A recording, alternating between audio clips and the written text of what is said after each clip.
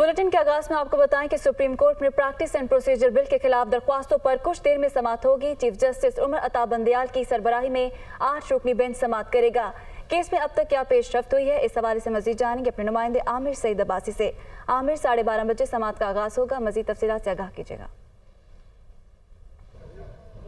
देखिए, chief justice of Pakistan justice Umar Ata Bandial की सरबराही में 8 रुकनी लार्जर बेंच आज तीसरी समाअत करेगा। Supreme court practice and procedure bill के खिलाफ जो पार्लियामेंट के जॉइंट सेशन से मंजूर किया गया था, उसके खिलाफ आईनी दरखास्तें दायर की गई थी सुप्रीम कोर्ट ऑफ पाकिस्तान में, जिसमें ये कहा गया था कि ये जो कानून साजी की गई है ये अदलिया की आज़ादी पर कदगन लगाने की कोशिश की गई है और चीफ जस्टिस ऑफ पाकिस्तान के इख्तियारात को कंट्रोल करने की कोशिश की गई है और साथ में ये अदलिया के अंदरूनी मामलात में एक मुदाखलत है, लिहाजा इस कानून साजी को कलअदम करार दे दिया जाए। सुप्रीम कोर्ट ऑफ पाकिस्तान ने पहली ही समाअत पर स्टे ऑर्डर दे दिया था, अमल दरामद रोक दिया था इस कानून साजी पर और ये कहा था कि ये बादी नज़र में अदलिया के अंदरूनी मामलात में और जो आइन का एक बुनियादी जुज़्व है कि अदलिया आज़ाद होगी, उसके ऊपर एक क्वेश्चन मार्क है, लिहाजा इसको सीरियसली एड्रेस किया जाएगा। ये बहुत हसास मामला है क्योंकि ये आइन का जो बुनियादी स्ट्रक्चर है उसको छेड़ने के मुतरादिफ है। लिहाजा अदालत ने तमाम बड़ी सियासी जमातों को जो पार्लियामेंट का हिस्सा हैं उनको भी नोटिस जारी किए थे, वफाकी हुकूमत को भी और साथ में वजारत कानून को भी।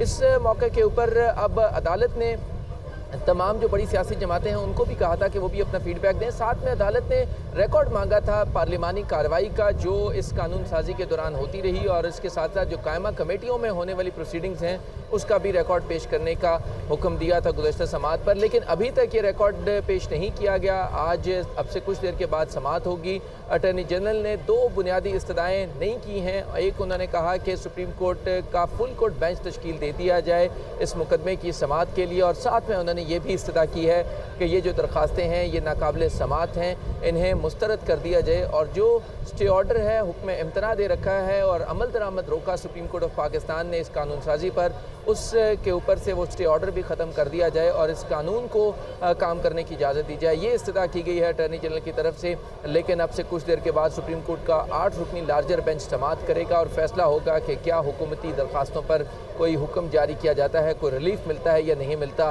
ताहम अब तक जो हुकूमती ज़राए हैं उन्होंने इस बात की तस्दीक की है कि पार्लियामेंट ने जो पार्लिमानी कार्रवाई का रिकॉर्ड है वो ना देने का फैसला किया है, क्योंकि इस हवाले से अटॉर्नी जनरल ऑफिस ने ख़त लिखा था स्पीकर ऑफिस को, लेकिन अभी तक उसका जवाब नहीं दिया गया और ना ही जो पार्लिमानी कार्रवाई का रिकॉर्ड है वो दिया गया और जो कायमा कमेटियों का रिकॉर्ड है वो दिया गया इस जो कानून साजी से मुतालिक। और इस हवाले से जो ज़राए हैं उन्होंने बताया है कि पार्लियामेंट ने ये फैसला किया है कि समाअत का आगाज़ होगा। बहुत शुक्रिया आमिर सईद अब्बासी हमारे साथ मौजूद थे। आपको बताया कि सुप्रीम कोर्ट में प्रैक्टिस एंड प्रोसीजर बिल के खिलाफ दरख्वास्तों पर कुछ ही देर में ये समाअत होगी।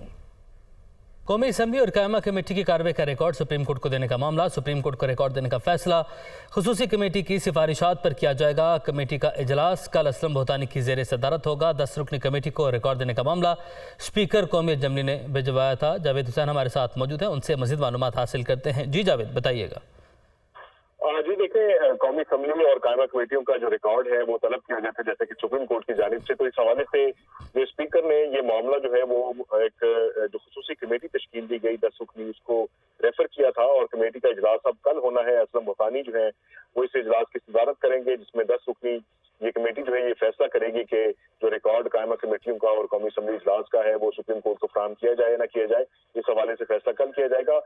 ये सिफारिशात जो है वो मुरतब करने के हवाले से स्पीकर ने यह मामला खुसूसी कमेटी को भिजवाया था और ताहाल जो है वो आज जैसा कि पहला वर्किंग डे वीकेंड के बाद है तो ताहाल जो है वो अटॉर्नी जनरल ऑफिस को कौमी असम्बली सेक्रेटरीट से ये रिकॉर्ड नहीं मौसूल हुआ और इस हवाले से ही कहा गया है कि फौरी तौर पर कौमी असम्बली सेक्रेटरीट ने ये रिकॉर्ड देने से इनकार किया है और कहा गया है कि स्पीकर की जानिब से ये कमेटी जो तश्कील दी गई है। ठीक है जावेद, आप हमारे साथ ही मौजूद रहेगा। कौमी असम्बली कायमा कमेटी की कार्रवाई का रिकॉर्ड सुप्रीम कोर्ट को देने का ये मामला है। सुप्रीम कोर्ट को रिकॉर्ड देने का फैसला खुसूसी कमेटी की सिफारिशात पर किया जाएगा। कमेटी का इजलास कल असलम भूतानी की ज़ेर सदारत होगा। तो जावेद, आप इस हवाले से हमें अपडेट कर रहे थे, मज़ीद का इन्फॉर्मेशन है शेयर कीजिएगा।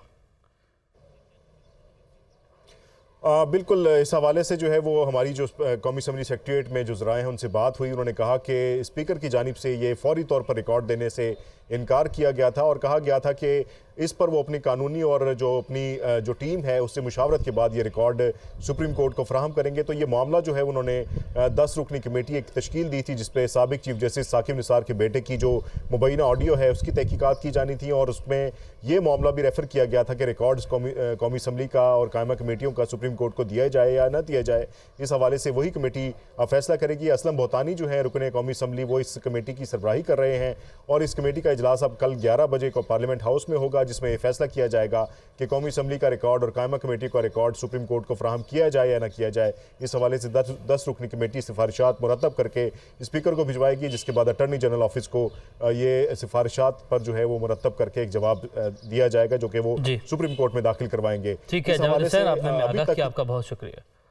साबिक वज़ीर-ए-आज़म यूसुफ रज़ा गिलानी ने कहा कि साजिश के तहत असम्बलियाँ तोड़ी गईं, बेनज़ीर भुट्टो शहीद हुई तो इलेक्शन आगे हो गया, वफाक को मजबूत रखना है तो इलेक्शन एक दिन कराना होगा।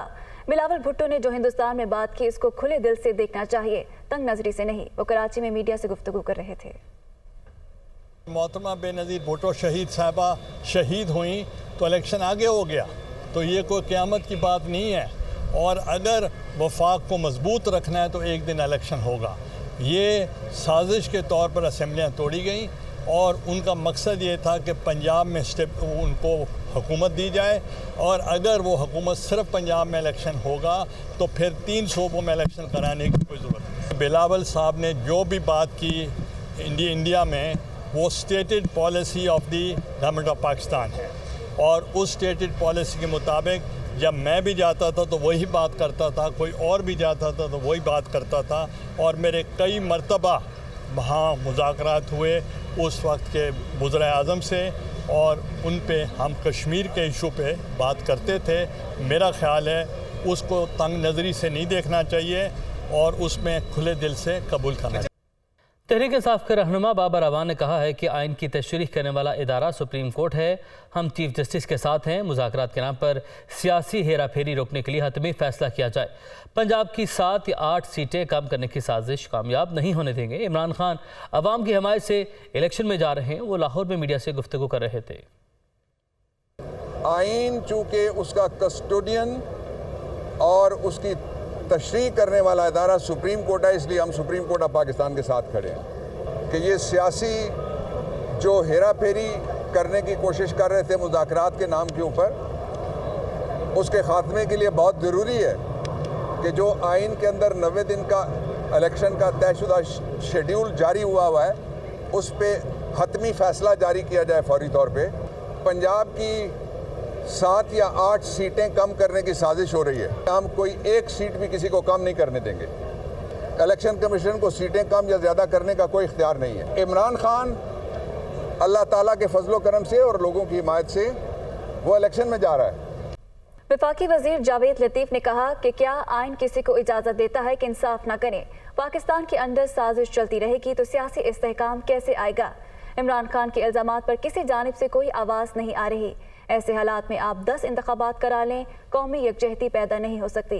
वो लाहौर में न्यूज़ कॉन्फ्रेंस कर रहे थे।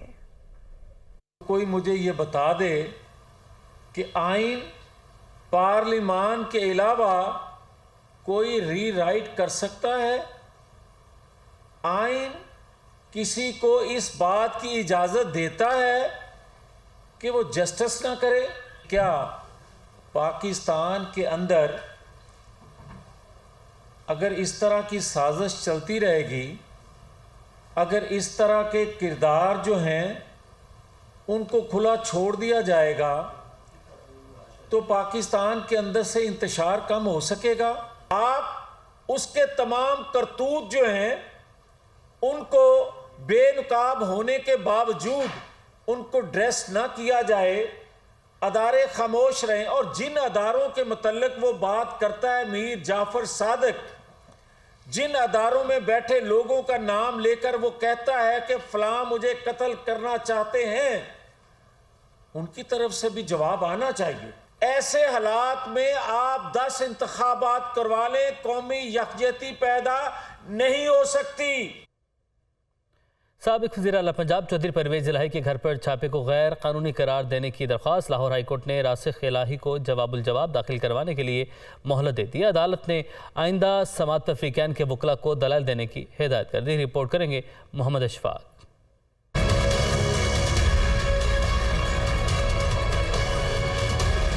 साबिक वज़ीर आला पंजाब चौधरी परवेज़ इलाही के घर छापे को गैर कानूनी करार देने की दरख्वास्त लाहौर हाई कोर्ट के जस्टिस सरदार सरफराज डोगर ने रासिख इलाही की दरख्वास्त पर समाअत की। दरख्वास्त में ज़हूर पैलेस में एंटी करप्शन के छापे को गैर कानूनी करार देने की इस्तदा की गई। दरख्वास्त गुजार के वकील ने मौक़िफ़ इख्तियार किया कि चौधरी परवेज़ इलाही को इंतकामी कार्रवाई का निशाना बनाया जा रहा है। तमाम मुकदमात झूठे और बेबुनियाद हैं।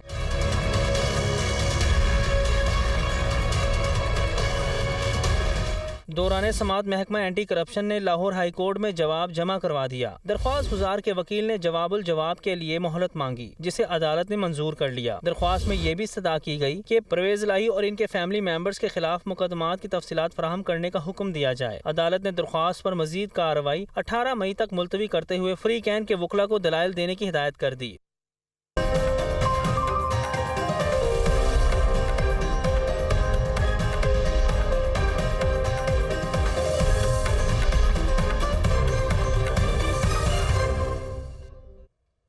कराची की तमाम 11 नशिस्तों के नतायज इलेक्शन कमीशन को मौसूल। नतायज के मुताबिक पीपल्स पार्टी ने 7 नशिस्तें हासिल की। जमात इस्लामी 4 नशिस्तों पर कामयाब हुई है। 9 नशिस्तों के नतायज आने के बाद मखसूस नशिस्तों पर इंतखाबात होंगे। लियाकत राना हमारे साथ मौजूद है, उनकी जानिब बढ़ते। लियाकत, अब बताइएगा इन नतायज के बाद पार्टी पोजीशन क्या है और इसके बाद अब मखसूस नशिस्तों के ऊपर भी अब इंतखाबात होंगे? देखें, 15 जनवरी को जो इलेक्शन हुए थे 235 नशिस्तों पर इलेक्शन हुए थे, जबकि 226 नशिस्तों के नतायज जो 15 जनवरी को इलेक्शन थे उनके मौसूल हुए। और गुज़िश्ता रोज़ 7 मई को 11 नशिस्तों पर ज़िमनी बल्दियाती इलेक्शन हुए।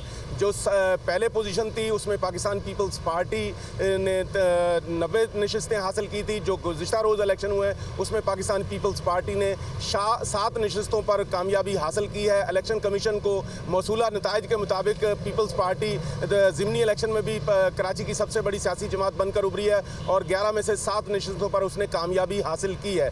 जबकि जमात इस्लामी दूसरे नंबर पर रही है। 15 जनवरी के इलेक्शन में भी जमात इस्लामी दूसरे नंबर पर रही थी। 42 उन्होंने 82 नशिस्तें हासिल की थी।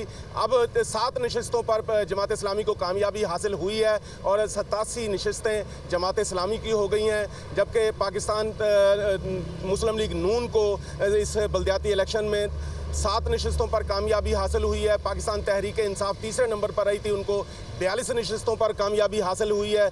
जबकि JUI की 2, TLP की 1 और 1 आज़ाद उम्मीदवार भी कामयाब हुआ है। सूरत हाल ये बन रही है कि इलेक्शन कमीशन को मौसूला जो नताइज हैं उसके मुताबिक 246 में से 237 के नताइज आ चुके हैं। यहाँ ऐलान कर दिया गया है। 9 नशिस्तों पर सिंध हाई कोर्ट और इलेक्शन कमीशन में जो वो इलेक्शन हुए थे उनके नताइज पेंडिंग है। वो नताइज आने के बाद जब ये ऐवान 246 का मुकम्मल हो जाएगा तो उसके बाद मखसूस नशिस्तों में, जिनमें ख़वातीन, नौजवानों, मजदूरों और मिनॉरिटीज़ की जो मखसूस नशिस्तें हैं उनके इंतखाबात, उनके नामजदगियाँ भी होंगी। और इन इंतखाबात के मुकम्मल होने के बाद कराची में मेयर और डिप्टी मेयर, जबकि जो टाउन्स की सतह पर है चेयरमैन और डिप्टी चेयरमैन या वाइस चेयरमैन के इलेक्शन मुकम्मल हो गए। इस तरह कराची का ऐवान मुकम्मल हो जाएगा। लेकिन ताहाल ये नहीं पता कि ये ऐवान जो 9 नशिस्तें बाकी हैं उनके नताइज कब आते हैं। उसके बाद इंतजार है, उसके नताइज कब आते हैं। लियाकत अली राना, आपने हमें अपडेट किया। खबर शामिल करें लाहौर हाईकोर्ट से। इमरान खान ने लाहौर हाईकोर्ट में आज पेश होना है। 121 मुकदमात हैं। इमरान खान को लाहौर हाईकोर्ट में पेशी के लिए सिक्योरिटी क्लियरेंस ना मिल सकी है, जबकि इमरान खान ने सिक्योरिटी खदशात के बायस फुल प्रूफ सिक्योरिटी की इस्तदा कर रखी है। तो इमरान खान ने आज लाहौर हाईकोर्ट में पेश होना है। 121 मुकदमात हैं। इमरान खान को लाहौर हाईकोर्ट में पेशी के लिए सिक्योरिटी क्लियरेंस ना मिल सकी, जबकि इमरान खान ने सिक्योरिटी खदशात के बायस फुल कोर्ट सिक्योरिटी की इस्तदा कर रखी है। तो इमरान खान के 121 मुकदमात की कार्रवाई रोकने की दरख्वास्तों पर यह समाअत है। इमरान खान ने आज लाहौर हाईकोर्ट जाना है और इमरान खान को लाहौर हाईकोर्ट में पेशी के लिए सिक्योरिटी क्लियरेंस ना मिल सकी। इमरान खान ने सिक्योरिटी खदशात के बायस फुल प्रूफ सिक्योरिटी की इस्तदा कर रखी थी। तो इमरान खान की जानिब से फुल प्रूफ सिक्योरिटी की इस्तदा कर रखी थी, जबकि सिक्योरिटी क्लियरेंस उन्हें ना मिल सकी। बरह रास्त आपको कराची लिए चले रहनुमा तहरीक इंसाफ असद उमर इस वक्त मीडिया से गुफ्तगू कर रहे हैं। पाकिस्तान की तारीख की 75 साल तारीख की बदतरीन महंगाई ने अवाम की कमर तोड़ के रख दी है और उसके साथ साथ तेज़ी से अब बेरोज़गारी के अंदर इजाफा होता चला जा रहा है, फैक्ट्रियां बंद हो रही हैं, लोगों की रोज़गार ख़त्म हो रहा है। और इस सब के अंदर हुकूमत क्या कर रही है? हुकूमत तमाम तर अपनी तवज्जो जो उन्होंने लगाई हुई है वो ये है कि किस तरीके से इमरान खान के ख़िलाफ़, तहरीक इंसाफ के दूसरे लीडर्स के ख़िलाफ़, तहरीक इंसाफ के वर्कर्स के ख़िलाफ़ मुकदमात बनाए जाएं, झूठे मुकदमात बनाए जाएं, लोगों की गिरफ्तारियां की जाएं। और अब जो लेटेस्ट कल शाम से मैं देख रहा हूँ, ऐसे ज़बरदस्त बयानात आ रहे हैं जनाब आसिफ जरदारी साहब, शहबाज शरीफ, मोहसिन नकवी, बड़े वो कोऑर्डिनेटेड किस्म की एक कैंपेन होती है ना कि आपस में बातचीत करके जो चलाई जाती है, तो वो कह रहे हैं कि क्योंकि इमरान खान साहब ने कहा कि एक फ़ौज के अफसर का नाम लेके उनके ख़िलाफ़ बात की है, तो ये तो बहुत बड़ा पाकिस्तान के इदारों के ऊपर हमला है और किसी तौर पे बर्दाश्त नहीं किया जाएगा। तो अगर कौम भूल गई है, जो इंशाल्लाह मुझे यकीन है कि नहीं भूली, लेकिन फिर भी ये शायद जो बयान देने वाले ये भूल गए, मैं ज़रा इनको अपनी और इनके घर वालों की बातें याद दिला दूँ। वो आसिफ जरदारी कह रहे हैं कि इमरान खान जो है वो इदारे के ख़िलाफ़ बात कर रहे हैं जिन्होंने फ़ौज के सरबराह को एड्रेस करके अपनी प्रेस कॉन्फ्रेंस में कहा था कि हम आपकी ईंट से ईंट बजा देंगे और आप तो 3 साल के लिए आते हैं, हम यहाँ पर रहते हैं बाद में भी। वो जरदारी साहब कह रहे हैं कि फ़ौज के किसी अफसर के ख़िलाफ़ बात करना जो है ना बहुत बड़ा एक इदारे के साथ जुल्म है। हालांकि किसी एक अफसर के बारे में बात करना और इदारे के बारे में बात करने में ज़मीन आसमान का फ़र्क होता है। इसी तरीके से शहबाज शरीफ साहब जो हैं उनकी गैरत जाग गई है। उन्होंने बड़ा ज़बरदस्त उन्होंने कल बयान दिया, उन्होंने कहा जी ये तो बिल्कुल जो है वो पता नहीं क्या हो गया, कितना बड़ा जुल्म हो गया है। मियाँ साहब, आप सो रहे थे जिस वक्त आपका भाई नवाज शरीफ जो है जलसों के अंदर नाम ले लेके आर्मी चीफ DGISI के खिलाफ बयानात दे रहा था। और अगर आपको याद नहीं है तो मैं आपको याद दिला दूं, नवाज शरीफ कह रहे थे जनाब कमर जावेद बाजवा, कौन थे वो? आर्मी चीफ थे उस वक्त, कमर जावेद बाजवा, ये सारा गंद आपका फैलाया हुआ है। मियाँ साहब जरा जुबान खोलो ना अपने भाई के बारे में, बताओ उनके खिलाफ कौन सी कानूनी कार्रवाई करोगे अगर फौज के किसी अफसर के खिलाफ बात करना इतनी। वो तो आर्मी चीफ थे, सारे पाकिस्तान समझता है और जानता है और कहता है कि चीफ का जो हर्फ होता है वो आखिरी हर्फ होता है पूरे इदारे के लिए। वो तो चीफ को बराह रास्त अटैक कर रहे थे। उनकी बेटी यानी आपकी भतीजी मरियम नवाज क्या क्या वो बोलती रही हैं जनरल बाजवा के बारे में, जनरल फैज के बारे में, मैं तो रिपीट भी नहीं करना चाहता। मोहसिन नकवी साहब कूद पड़े, उन्होंने कहा कि कानून अपना रास्ता लेगा, कानून रास्ता लेगा तो वो सबके लिए लेगा। आप क्योंकि सियासी तौर पर नाकाम हो गए, आपसे इमरान खान के बयानिए का मुकाबला नहीं किया जा रहा। आपको नजर आ रहा है कि पाकिस्तान के हर कोने में कौम जो है वो इमरान खान के साथ खड़ी हो गई है, अपने आईनी हक के साथ खड़ी हो गई है, अपनी उस अदलिया के साथ, उस सुप्रीम कोर्ट के साथ जो आइन का दिफा कर रही है उसके साथ खड़ी हो गई है। इस खौफ से आप आर्मी के पीछे छुप कर इमरान खान पे हमले करने की कोशिश ना करें। इमरान खान जो है उसने तमाम इदारों का, आपके भाई की तरह नहीं, मियाँ नवाज शरीफ की तरह नहीं, जब हुकूमत में आए जो आर्मी चीफ हुआ उससे लड़ाई हो गई, जो चीफ जस्टिस हुआ उससे लड़ाई होगी। इमरान खान इदारों की एहतराम करने वाले शख्स हैं, वो चाहते हैं इदारे ताकतवर हों, इदारे जो हैं वो प्रोफेशनली आज़ाद हों। इमरान खान इस बात में यकीन करते हैं, लेकिन अगर उनको लगता है कि कोई अफसर जो है वो गैर कानूनी काम कर रहा है, ये उनका हक बनता है कि वो मुतालबा करें कि तहकीकात करें।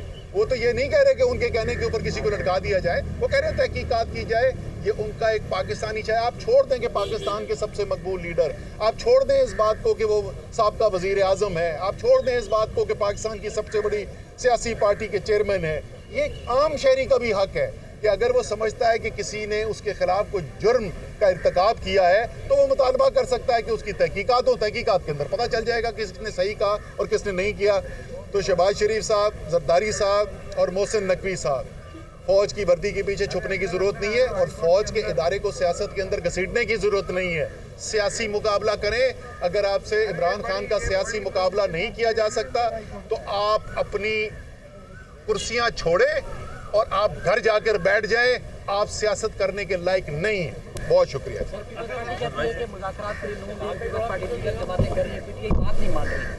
असद उमर मीडिया से गुफ्तगू कर रहे थे। आगे बढ़े और आगाह करेंगे सुप्रीम कोर्ट में प्रैक्टिस एंड प्रोसीजर बिल के खिलाफ दरख्वास्तों पर समाअत। चीफ जस्टिस उमर अता बंदियाल की सरबराही में 8 रुकनी बेंच समाअत कर रहा है। तो 8 रुकनी बेंच है जो कि इस वक्त समाअत कर रहा है। सुप्रीम कोर्ट में प्रैक्टिस एंड प्रोसीजर बिल के खिलाफ दरख्वास्तों पर यह समाअत है जिसका आगाज हो चुका है और 8 रुकनी बेंच इस केस पर समाअत कर रहा है। सुप्रीम कोर्ट ऑफ पाकिस्तान ने तमाम फरीकैन से आज बिल पर तहरीरी राय भी तलब की थी। तो सुप्रीम कोर्ट में प्रैक्टिस एंड प्रोसीजर बिल के खिलाफ दरख्वास्तों पर यह समाअत है जो कि शुरू हो चुकी है और 8 रुकनी बेंच ये समाअत कर रहा है।